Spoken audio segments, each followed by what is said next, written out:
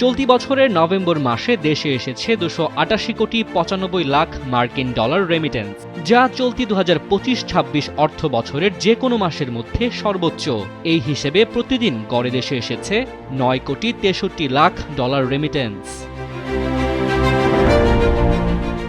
সোমবার বাংলাদেশ ব্যাংকের হালনাগাদ প্রতিবেদন থেকে এ তথ্য জানা যায়, যেখানে বলা হয় নভেম্বরে দেশে রেমিটেন্স এসেছে 288 কোটি 95 লাখ 20 হাজার ডলার।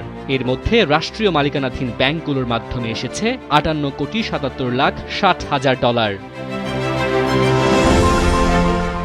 বাংলাদেশ ব্যাংক আরও জানায় 23 থেকে 29 নভেম্বর পর্যন্ত প্রবাসীরা দেশে পাঠিয়েছেন 54 কোটি 61 লাখ 40 হাজার ডলার। নভেম্বরের 16 থেকে 22 তারিখ পর্যন্ত দেশে এসেছে 61 কোটি 22 লাখ 70 হাজার ডলার।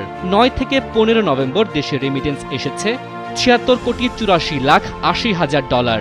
2 থেকে 8 নভেম্বর দেশে এসেছে 71 কোটি 10 লাখ 70 হাজার ডলার। আর নভেম্বরের প্রথম দিন প্রবাসীরা দেশে পাঠিয়েছেন 4 কোটি 31 লাখ 80 হাজার ডলার। এর আগে গত অক্টোবর ও সেপ্টেম্বরে দেশে এসেছে যথাক্রমে 256 কোটি 34 লাখ 80 হাজার ও 268 কোটি 58 লাখ 80 হাজার মার্কিন ডলার রেমিটেন্স।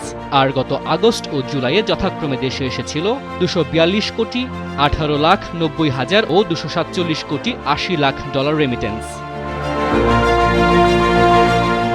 এদিকে গত 2024-25 অর্থ বছর জুড়ে দেশে প্রবাসীরা পাঠিয়েছেন 3.32 বিলিয়ন বা 3032 কোটি 80 লাখ মার্কিন ডলার রেমিটেন্স, যা দেশের ইতিহাসে কোনো নির্দিষ্ট অর্থ বছরে সর্বোচ্চ প্রবাসী আয়ের রেকর্ড।